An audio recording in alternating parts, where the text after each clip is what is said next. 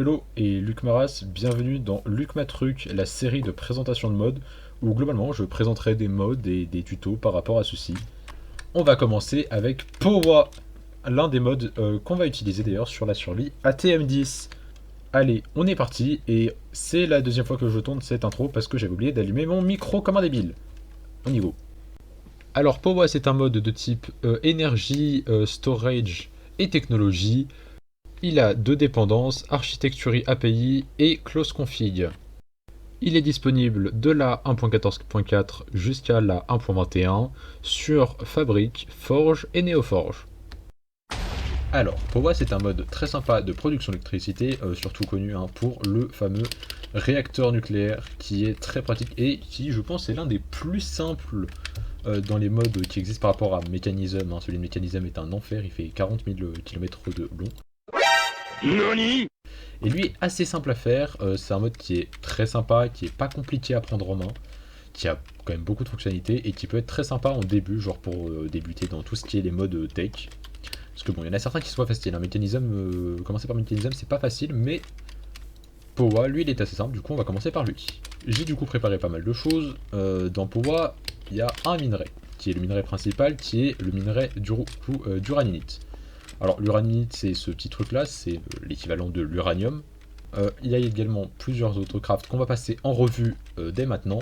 C'est pas des crafts, c'est des crafts qui sont à retenir, c'est des crafts de base, mais on passera au truc intéressant après. Il y a tout d'abord la base de toute chose qui sont les dielectric past, qui se craftent assez simplement avec juste du charbon, de la claie et de la lave, et ça on donne directement 24, donc c'est assez rapide à faire.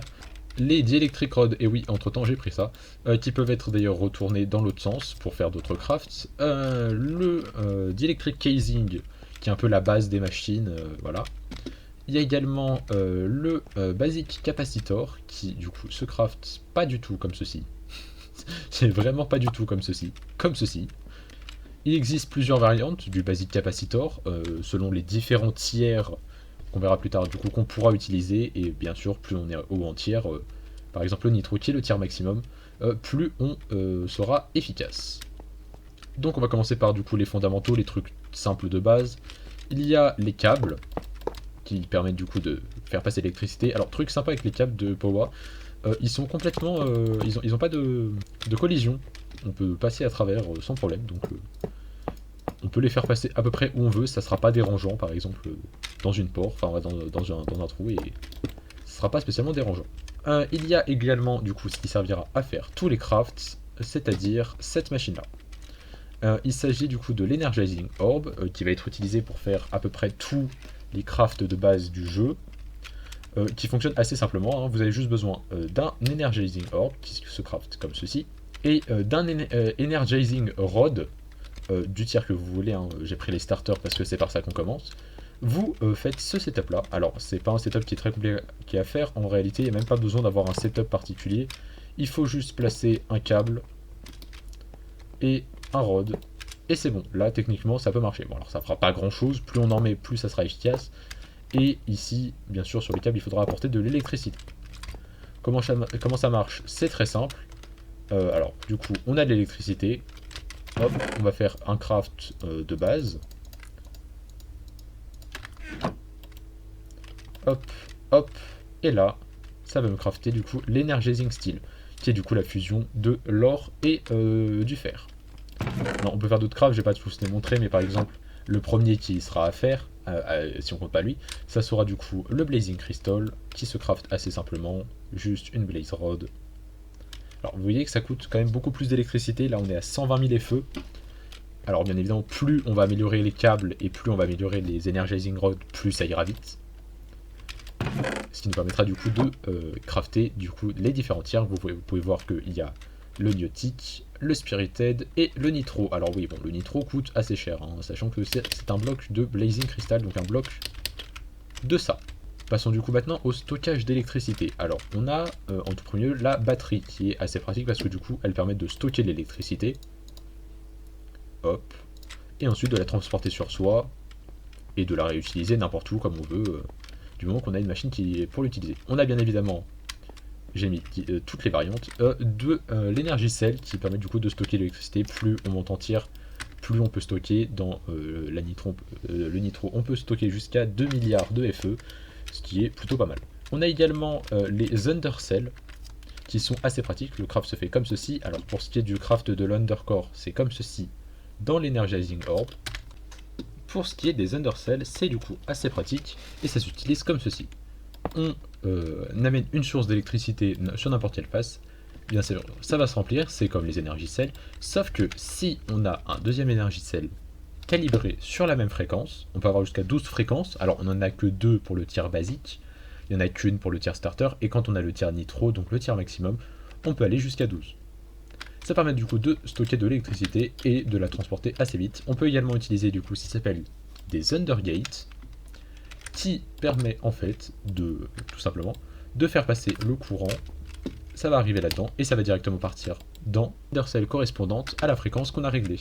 Pour ce qui est du craft de l'undergate, c'est vrai que je ne l'ai pas mis, alors pour ce qui est du starter, du coup, ça se craft comme ceci, avec juste des câbles et un undercore. C'est à peu près pareil que les cells. On a ensuite le player transmitter. Alors ça aussi c'est assez pratique. On a juste besoin d'une binding card qui se craft comme ceci. C'est assez simple à faire. Ça coûte pas très cher. Il suffit juste de faire clic droit, shift clic droit avec. Hop, elle est ensuite du coup connectée. Vous voyez, il y a mon pseudo MG Phoenix. On peut directement la mettre à l'intérieur. Et si du coup on lui donne de l'électricité, elle va se charger en électricité. Et si on a des items qui peuvent être chargés sur nous, tels que la batterie, et que je reste à côté, normalement, vous voyez, elle devrait se charger. Bien évidemment, c'est pareil, il y a plusieurs tiers. Le tiers maximum permet d'augmenter du coup la portée et également la quantité d'énergie qu'il peut stocker. Pour ce qui est du craft, il faut juste l'aerial pearl qui est un peu compliqué à obtenir, qu'on peut avoir en utilisant une aerial pearl sur un zombie ou un husk. L'aerial pearl, elle se craft comme ceci, c'est pas très compliqué à avoir, il y a juste la petite manipulation où il faut la lancer sur un zombie ou un husk et ça marchera très bien. Ensuite, on va passer aux choses intéressantes, hein, c'est ce qui vraiment nous intéresse, les systèmes de production d'électricité du mode. On a bien évidemment le panneau solaire classique, on peut le stacker, en mettre autant qu'on veut. Il y a bien évidemment plusieurs tiers, comme toutes les machines du mode, qui ont toutes les différents tiers jusqu'au tiers nitro. Et du coup, on peut les stacker et récupérer l'électricité directement. Ça génère de l'électricité passivement, c'est pas énorme non plus la production, mais c'est toujours ça de prix. Bien ensuite, les machines de base pour générer de l'électricité, on a la première, la classique, qui est le Furnator, qui se craft comme ceci.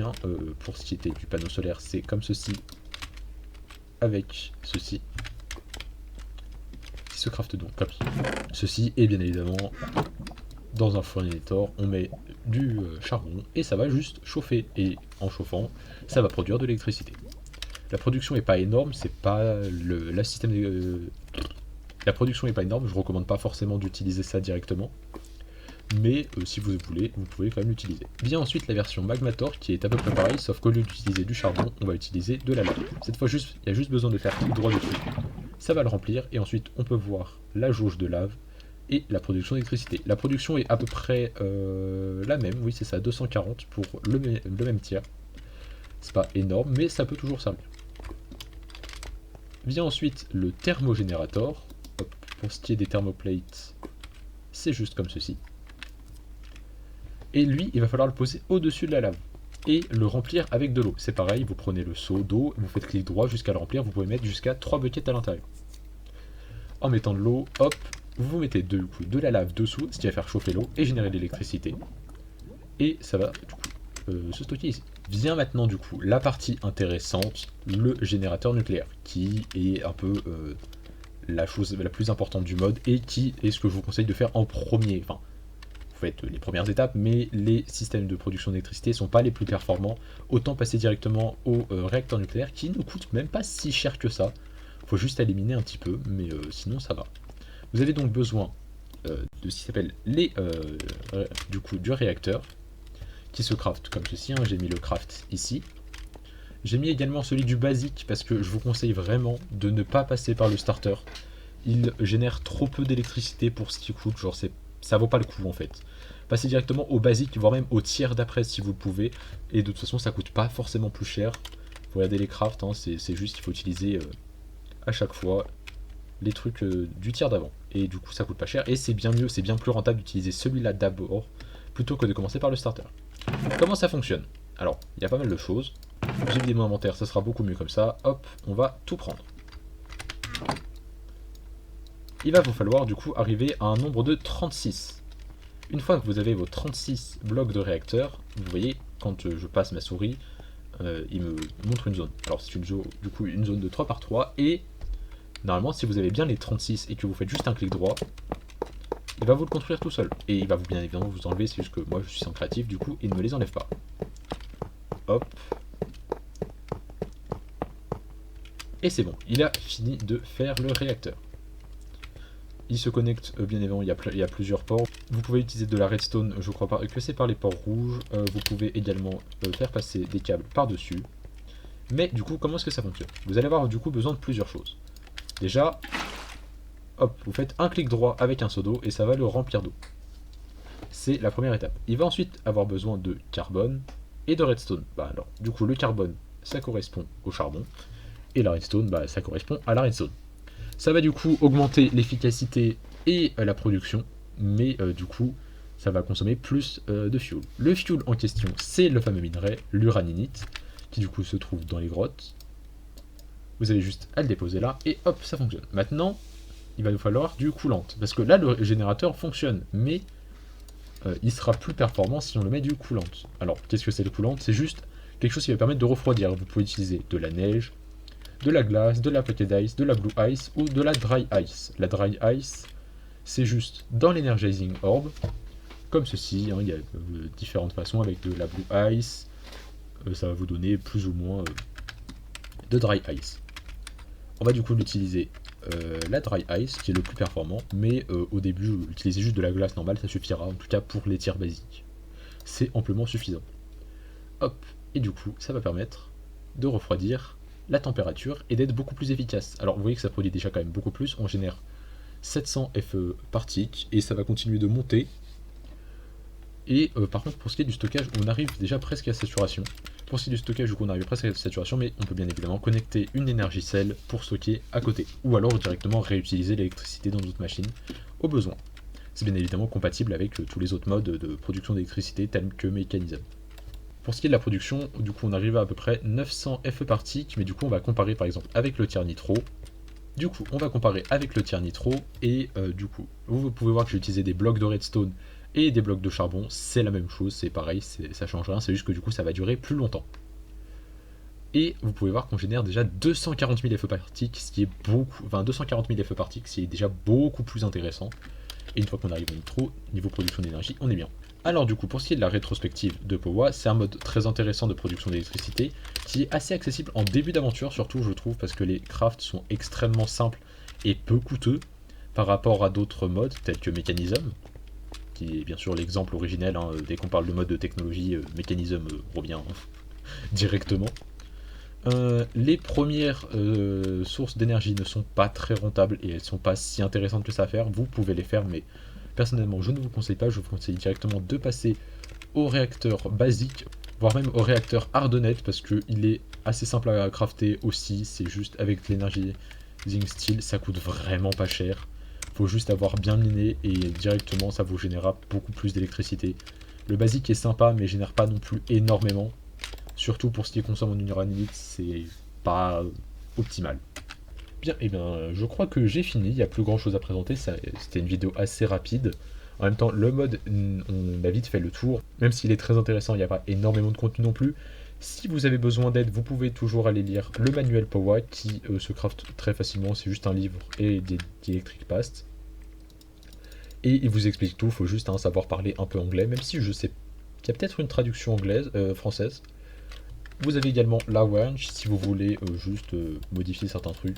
Vous avez du coup la Wrench si vous voulez modifier certains trucs ou retirer. Oui, je sais, j'ai 48 Wrench dans mon inventaire. J'ai fait quelques conneries avec, mais c'est pas grave.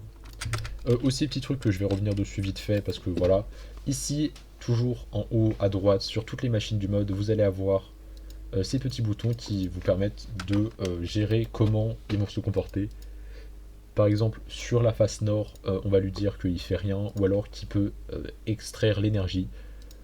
On a également le bouton All, et si il veut que ça soit face que quand on a de la redstone, que quand il n'y a pas de redstone, ou alors on ignore le fait qu'il y ait de la redstone et on fait ça tout le temps.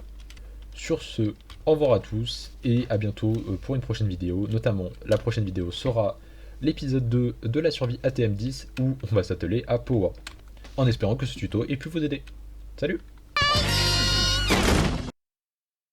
Petit message de fin, j'ai un nouveau logiciel de montage. Normalement, le montage devrait être un peu mieux, j'espère, et devrait bien mieux rendre que le montage de la première vidéo que je trouvais vraiment pas extraordinaire. Notamment la police d'écriture. On me l'a reproché limite en mode c'était moche. Maintenant c'est beau. Maintenant c'est mieux. Allez, abonnez-vous si vous le voulez, bien évidemment. Et salut!